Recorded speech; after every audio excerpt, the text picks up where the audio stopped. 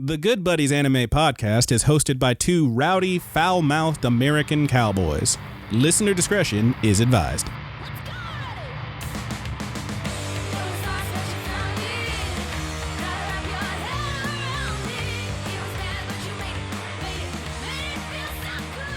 Hey, Good Buddies, what's up, and welcome into the Good Buddies Anime Review. I am your sad buddy, Roger.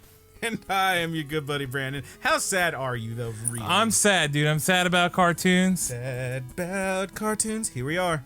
Yeah, here we are, dude.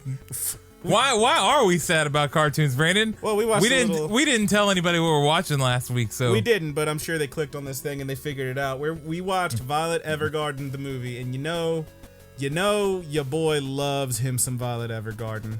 I love to cry. I have a secret side podcast that doesn't really exist called Brandon's Crybaby Corner. Yeah. So you know I'm into it. Your boy Roger, however, I don't often like cry. Yeah. I am not a crier. I don't have anything against people that cry. I think it's perfectly normal. It's just, dealing with these sad emotions, generally not for me. Yeah. Makes me feel bad. It takes a bigger toll than I think it does on a lot of people. Yes, and the thing about Violet Evergarden, the series and the extra episode and the first movie and the actual movie that we finally got on Netflix here, is that they are what I would call emotional Drano. Yeah. They are going to hit you. You ever seen, I was actually talking to a friend at work today about this, is like, if any of y'all know what I'm talking about when I say those Thai insurance commercials, it's like if they took that and made it into an anime. Those are a series of commercials from this insurance company that are known for being incredibly sad, and you will cry during this 1 minute commercial. I guarantee it.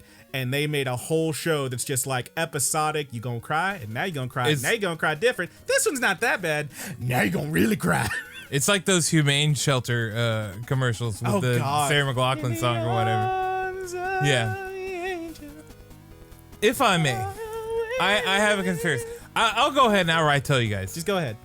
So this show tried from the very beginning to make me cry, and this movie at some point has succeeded. That nothing else that we've reviewed ever has made me cry. Yeah. This shit had me openly wiping my eyes. Maybe we'll read the text later.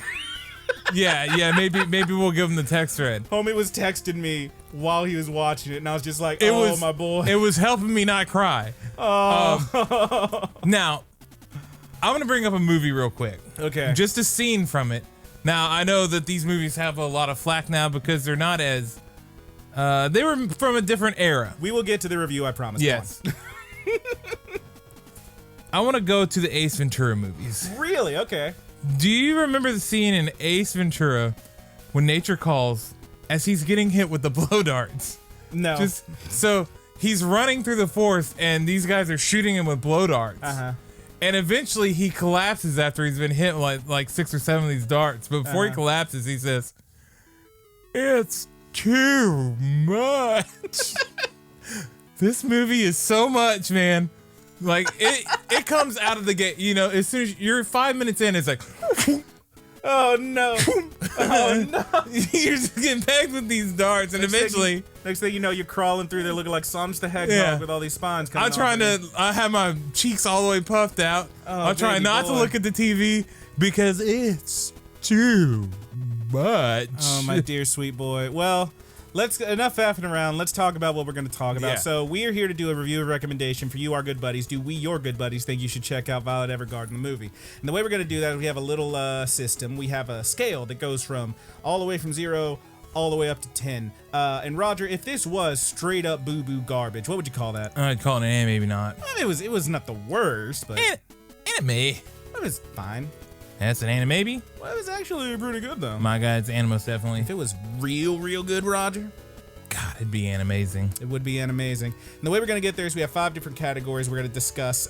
Each of these categories could get anywhere from 0 to 2 stars for a possible total of 10 stars for a perfect score. And Roger, what is that first category? The story and setting. What is the second one? The characters and development. Number 3, if you please. The art and animation. Number 4. That soundtrack. And finally, that 5th category, that Good Buddies Wiggle Room, that Je ne sais quoi. Very good. Roger, what does that mean? I'm gonna cry. I don't know. Yeah. Anyway, let's get on into it. So, story and setting, man. It's Violet Evergarden. So, Yep. Violet Evergarden, if you're not familiar, first of all, I feel like let's get this out of the way first. I feel like you could watch this without having seen the show and have a good time. I actually really do think that. I'm pretty shocked by how well the story and setting are all handled. I was talking to my good buddy Olivia at work today, telling her about Violet Evergarden, prepping myself essentially to tell the people that are going to listen to this that your good buddy Roger cried. Oh yeah. So I was like, yeah, I watched this show last night. It made me cry. And she's like, what the heck was it? I was like, we're reviewing it for the podcast. It's Violet Evergarden. It's on Netflix. And then I was trying to sell it to her. Yeah. You know, essentially I was like, because I think this is a very sellable anime and the movie itself. I was telling her, you could watch this movie. You could watch it and probably see why it made me have such an emotional response. Oh yeah. Without watching anything else. However, I did say, you know, the show is beautiful as a whole. Yeah. So you should give it at least 3 episodes and just see if it's something that you would like. Yeah, I think every piece of Violet Evergarden media is absolutely worth watching, but you really could go into this one sight unseen and have it's a good way to have a bad time even if you don't know what's up. Yep. And that's the thing is like, so, yeah, there was a certain point Kat was in the living room and I saw her quietly collect herself. And out she was. She's like, I can't take it. Yep. It's too much. I can't crochet under these conditions. Oh boy. But yeah, so I will say if you have seen the show, you're definitely going to pick up on more. It helps. It helps a whole lot. Helps, but it's not necessary. I will say that having seen the show, the bit at the very beginning, like I knew exactly what was happening almost immediately. Because like even before Homegirl, yeah, because it plays back to the 10th episode of the series. Even before, was it 10th episode? I think it was the 10th episode. I thought it was earlier than that. No, I don't think it was later on. Okay, but before she even got to like the box of letters, I was like, oh, this is Homegirl, because like she just looked out the window and I saw the 2 chairs where they were having tea that one time, and I was like, oh shit. Yeah. But yes, it has some callbacks. It starts with a big flash forward, then goes back to the actual story, and every now and then flashes forward back to a character named Daisy. Daisy. Yep. Who is pretty fun. Yeah. But she's having some issues with her family and whatnot. Anyway, the story itself is, it's Violet Evergarden. Violet is a former child soldier who was raised to be an emotionless killing machine. She was discovered and used in the army to fight this war she was 14 at the time. It was fucked up, y'all. But since then, war's over. She lost both her damned arms in the war. She got robot arms. She got some sick robot arms, and she's damn near a robot because she has basically no emotions when the show starts. Now we are quite far into it. And the only person that she ever Actually learned to care about, had feelings for, was also gone. Yes. And the last thing that person told her was, I love you. And that's how the show starts, is she wants to know what I love you means, because she doesn't. She doesn't get it. From there, she ends up becoming what's called an auto memories doll. She basically ghostwrites for people, be they love letters, farewell letters. Some really sad stuff happens in this show, y'all. And she helps people write plays and operas and all kind of stuff.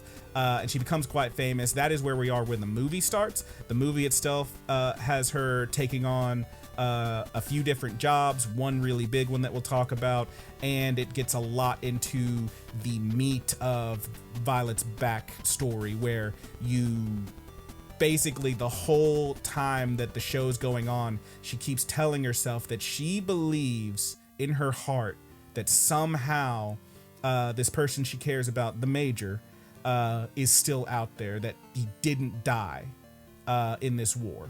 And maybe you find out. Yeah. If you Google this show at all, you will find out. But let's continue. Anything else to say about story and setting, really? It takes place first in the city, but then we get an entire change of scenery. Oh yeah, they go to Little Island. Yeah, and everywhere they go, though, every set piece they use in here, I don't know if that's what you call it in animation, is wonderfully designed. Oh yeah.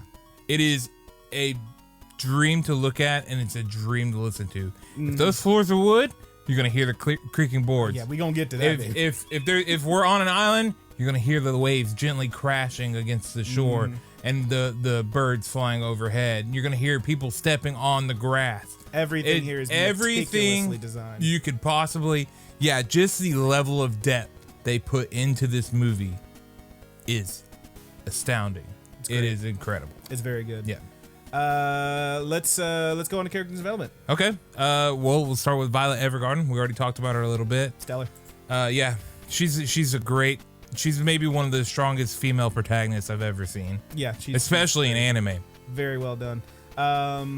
You do have pretty much all the supporting cast. I think let's move on to like our new characters. Yeah. Let's just focus on them, because here's the thing that like we've talked about when we've reviewed movies before, is that it often feels like, it's a movie. How much character development can they really get into? We cut them some slack. Well, they do pack a good bit though. Jesus Christ, they nail it here. Because the two main new characters are Daisy, who we mostly see in those little flash forwards, but you get a really good feel for this character and who she is. She's having some issues with her family. She discovers, the story of Violet Evergarden because her grandmother was one of the people who Violet ever interacted with during the show. In the show, yeah. Yes, so it's quite a flash forward. And then she relates to this character and goes off to explore her story and whatnot, and that's kind of a driving force for the show. The other new character we get is Eurus. Oh baby, it's coming when they introduce a sick child. Yeah, when he's named Eurus. Yeah, when he's in his raggedy little beanie in the hospital bed, God. and he tries to pay with his very, very small amount of monies. Yes, his just quarters and nickels that he has. I can feel him. Them emotional blow darts is coming for you, honey. And he, oh my God, and he, of course, similar to an episode, similar to Daisy's. It all ties in. It all ties in so freak. It's this movie is a freaking masterpiece. It's very well done. He wants Violet to write some letters for his parents and his brother, quote, for after he goes to heaven. Yeah. Oh my God. And he wants her to take this very small amount of money he saved up, which the whole show is building to Violet having feelings and understanding and realizing that she wants to do the right thing, and she immediately rejects the idea. Pretty much, she's like, "This will be enough. I will do whatever you need. There's a kid's discount." Yeah. So, and then they seal it with a motherfucking pinky swear, dude. I made a pinky promise. Yeah. She learns about the pinky promise. Oh my God. And she does a thumbs up. Yeah. With her. She learns a thumbs up from this kid.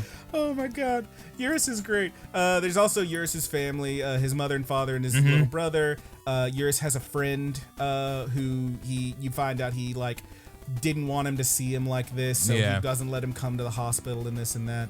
It's a whole thing, and baby, you gonna get that payoff one way or fucking another. It's coming for you, baby. They show you their hand of cards. They say, you're gonna beat this, you're not gonna beat this. It's like, I remember it's gonna beat you. I remember hearing a story about you ever play what is it, Risk, I think? Yeah.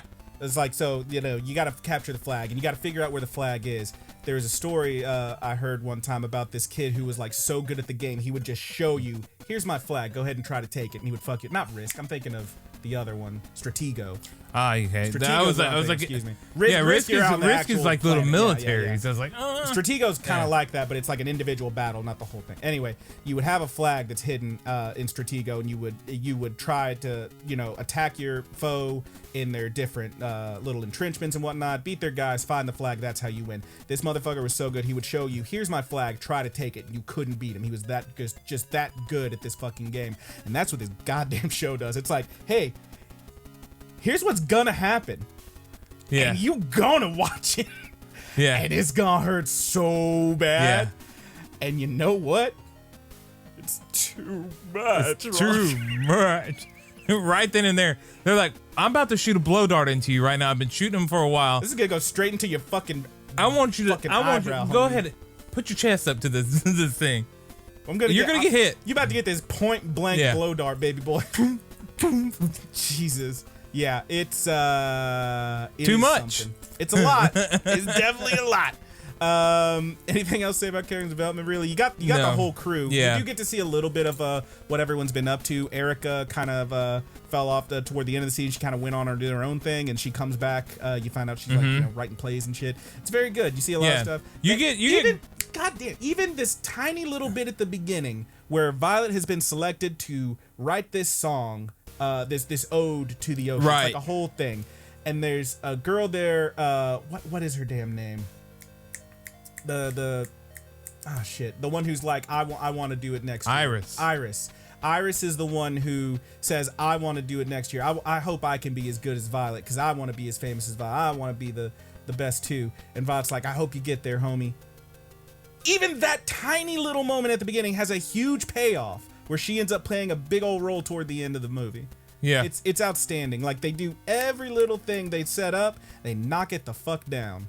It's very well done. And it's, again, there's an offhand remark, because this is at the dawn of the phone age. There's an offhand remark at the beginning about phone lines. And those damn machines will be the end of us because they write letters for a living. Now people can just call and anybody. It just means way more than you ever think that they packed into that one little They sentence. give you that one little bit. They got so many Chekhov's guns, and they all go off, and you cry. You cry. And yeah, again, I can't overstate how well developed they make these little characters they introduce in this movie. How well and they then your show main them. characters are all getting good development too. Yeah. And then even your side characters, like they bring back in Gilbert's brother, Dietrich, I think is his name. Yeah. And he's kind of an ass in the show. He's kind of an ass in the show, but he really has a really great redemption arc here. He has a moment to where he learns, this is how I am, and I need to apologize from time to time. Yeah. I'm sorry, this is how I am. I'm trying to be better. I want to do some right things. Yeah, man. And it is fucking incredible. It's very well done. Every moment he's in there is like a show. I can't even begin. Each character steals a show pretty much that has a main focus in here, has a little bit of time. They all get a nice little turn at bat and they make it work. Yeah, man. Even Catalea has a great moment too. Love Catalea. Every time she was on the screen, Haley was just like, boobs. And I was like, yeah, that's Catalea. Yeah. God, what is his name? Claudio. Is it Claudio? Who? The red hair guy.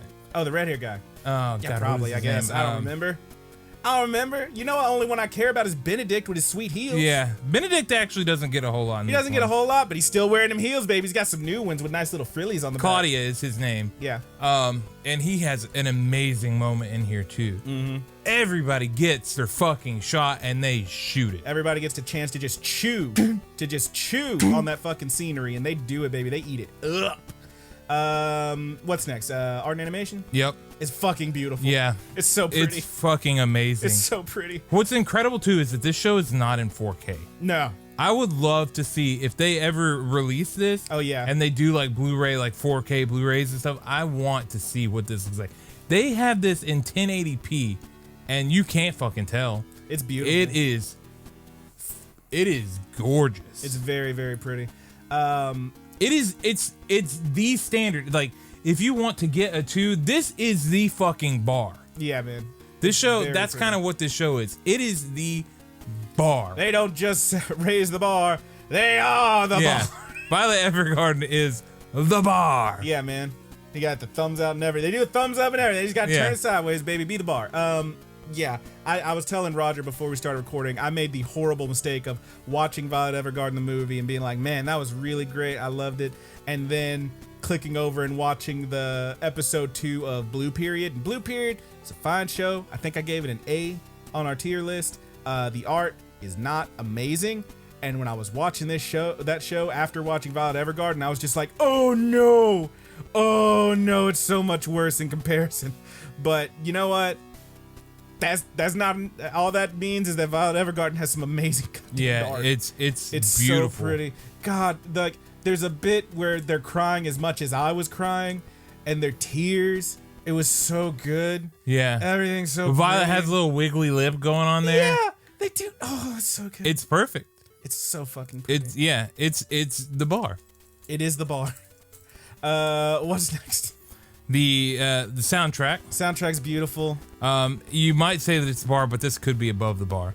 It's because it's really good. Every little bit of sound design, every little bit of Foley work just works so well. Those little waves when they're on the boat or on the island, the like you said, the creaking of the wood, the clacking of the feet. I've seen movies that were well received in the theater that does not have the level of depth that this movie does. And even just the music during it, you get a bit where they play like the end theme during the movie, and it's very well done.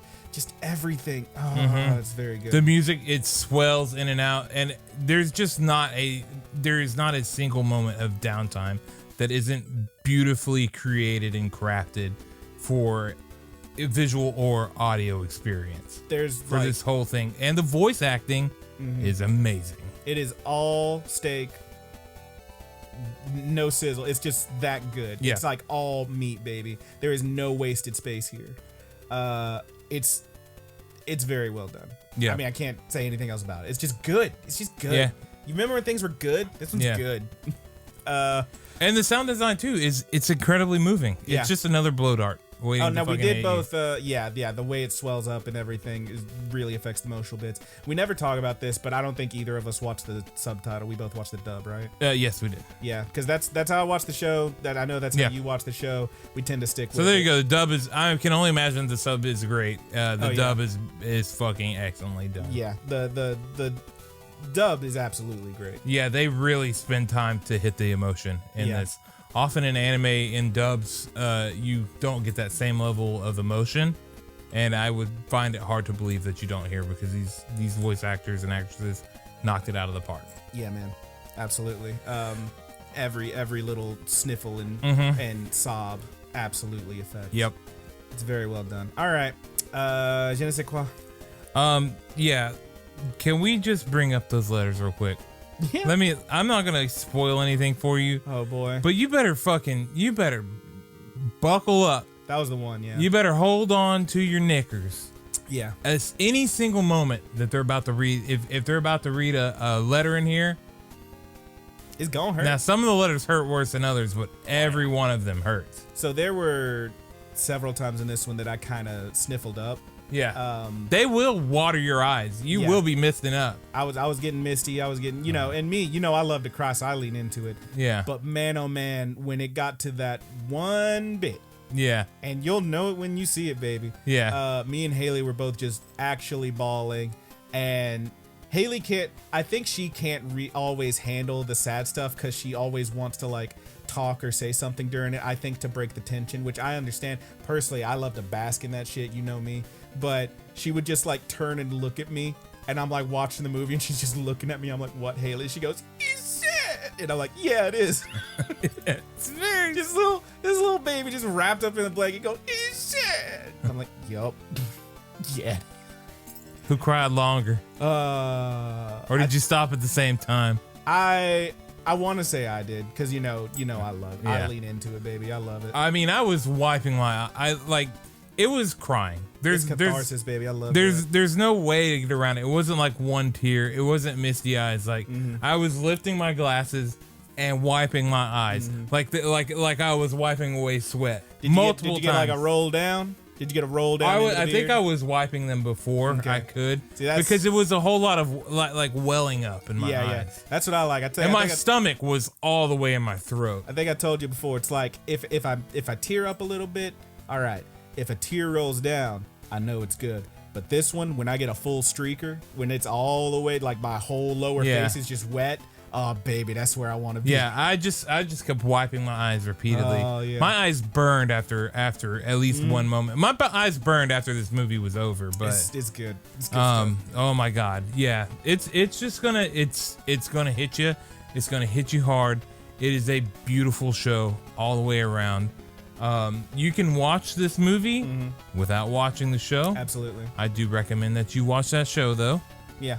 And the second movie, this movie is a great jump up in everything, pretty much every way from that second one. And that first movie And this was that was a great movie too. Yeah, the first movie. You gave it a 7.5, and I gave it an 8. The first movie is not bad. The thing about the first movie is it's basically an episode of the show that is extended. Just long, yeah. Yeah, it is. It's because the thing about the show is not unlike most like shows that I love, like X-Files, for example. Yeah.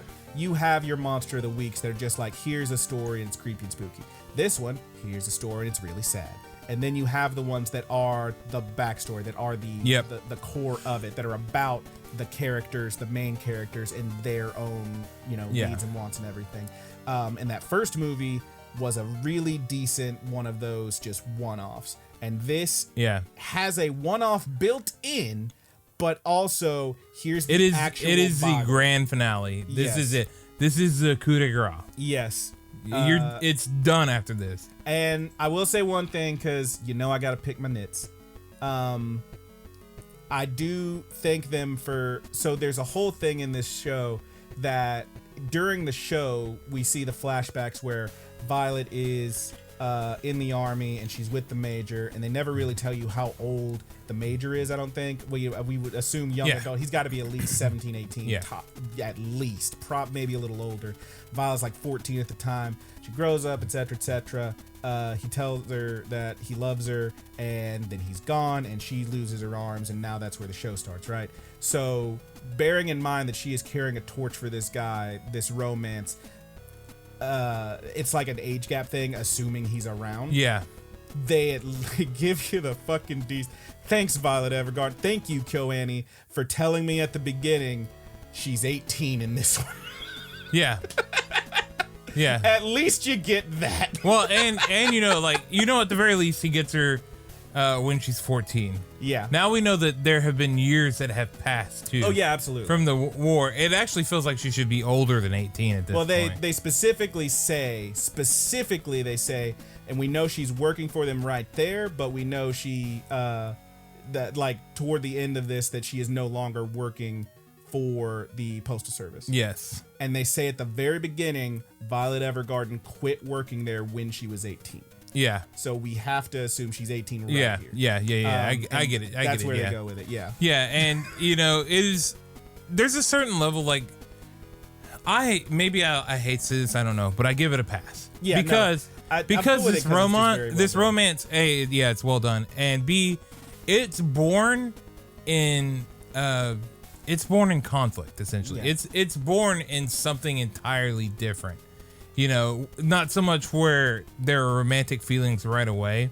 There's much more to say about this that I don't feel qualified to talk about. There's probably... Particularly here where we're not spoiling things. Yeah, there's probably a much deeper analysis, and there's probably some real-world things like this where, it goes on.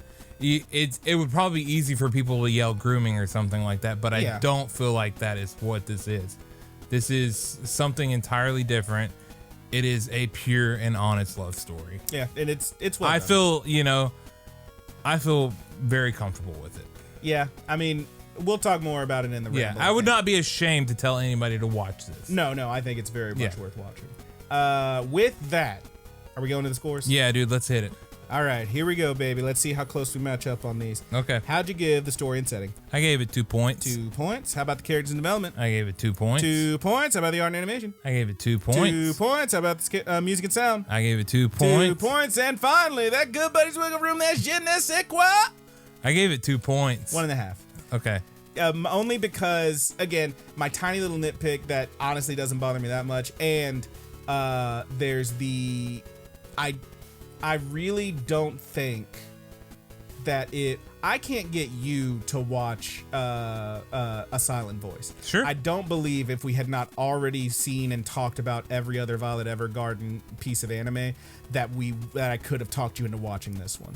It is not, if you just don't like sad shit, you might have a bad time. That is why I docked it 0.5 point.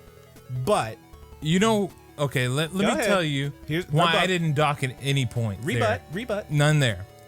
Is because I can, with 100% inside myself, if somebody asks me, what is something great to watch? If I want to get into anime, what is some powerhouse that I can show them?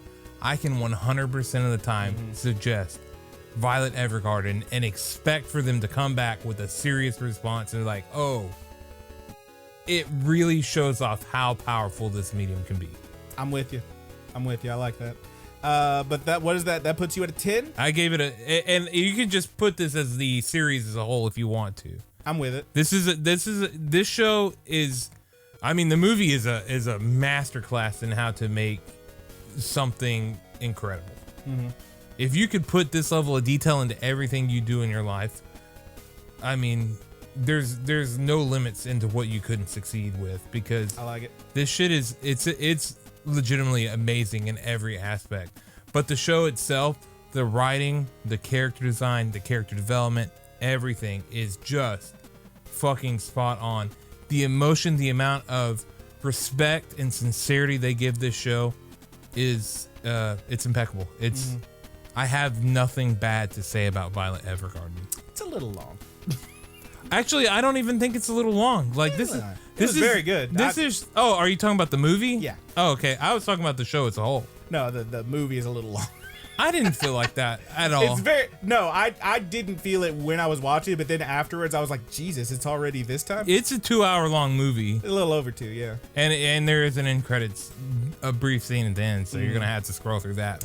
But yeah, that's a 10 from Roger. That is a 9.5 from your good buddy Brandon. I don't think there's much you could cut out of this movie either, though. No, like I said, I don't think they wasted any space. I think it all needed to be there. I think it's very well done. Yeah. But yeah, there it is, y'all. It's an Animazing. I give Animazings. I give Animos Definitely's. You know, somewhere in between the Animazing or the Animos Definitely Animazing is generally where our scale. Like that's where you're gonna find most of the deviation, because we generally handpick good things. Yeah. So that's, I don't often give. I've given very few 10s. You give it exactly one that I can think of, and that was Sarah's Online. Yeah. And I was actually going to say, this is the exact same scores we gave. I think we gave Made in Abyss a 10 as well. Okay. So this doesn't happen too often. But this show is just, it deserves it. It just fights, and it deserves it. Yeah. Because it's so good. It really is that fucking good, y'all. It really, really, really is. It's hard to come up with the words to describe something that you should just see for yourself. Yeah, check it out. It's beautiful. Yeah, absolutely beautiful. But yeah, so really, you know, this is just a special series to the show and channel, I think, because this is one of the things that we did early on. Yeah, this is not like just like Agretzko and. Yeah, Made in Abyss. It's like Made in Abyss, something like that. It's a legacy. We were there when it started, and we've been sticking with it. So yes, I love me some Violet Evergarden. You know, I've never been a collectibles guy, but I'd buy a little Violet Evergarden statue. Yeah, if they make that an Android, I get in a second, dude. I know you will. You monster. Maybe it already exists. Maybe I should look for that. Probably. But Brandon, let's go ahead and let's end the sad with the little. Couple more blow darts out there. If you haven't cried yet, we'll watch this movie and you will. I guarantee it. It's beautiful. What are we doing next week, dude? It's Halloween, dude. It's spooky. I don't know. I should have this. I'm gonna have to come home and edit after a shift. Yes. But I should be able to have our episode out on Halloween for the spookiest thing we could think to do. Next time, are you ready for a world of demons and danger and disappointment? We are going to talk about Promised Neverland Season 2. And it's the 3Ds, y'all. It's dangerous, it's demonic, and it's disappointing. So get ready for that. How disappointing is it? I asked you before, what would be a bigger letdown? What's the bigger letdown from this year? Promised Neverland Season 2 or Wonder Egg Priority? And you said Wonder Egg pretty quick. I would make a case this one was a big letdown. I think, well, I gave it to Wonder Egg because I thought this one has a chance to be redone. Yes, it might get the Brotherhood treatment, but I'm saying, barring that as a show itself, I think this might be the biggest letdown. This one did build you up an entire great season of hype. Yeah, you haven't even seen the whole second season. Yeah, I've only watched up to like episode 7 or so. Yeah, I've seen the whole thing, and baby, I stopped because I knew that I wanted to do this. For Halloween. Yeah. Yeah. So that's what we're doing next time. Everybody was talking about it. When is the perfect time for us to talk about it? Yeah. Because we need to talk about it fucking Halloween is perfect. So we'll be talking about. We'll do a little research. It'll not only be a review and a spooky good time, but also us trying to figure out what the hell even happened here. But we'll talk about it. We'll get into it. That is next time. Promised Neverland Season 2. Look forward to it. Beyond that, we're going to bust on into the ramble. Thank you so much for listening. If you're checking out the YouTube, the ramble will be separate. If you're in the audio, we're going to go straight into it. Plugs in the description. Check us out on all our socials. And thank you to Thomastastesbetter, a.k.a. Haas, for our closing theme on the YouTube. We'll have the full music credits at the end. Thank you. And we gone. Love you. Love you.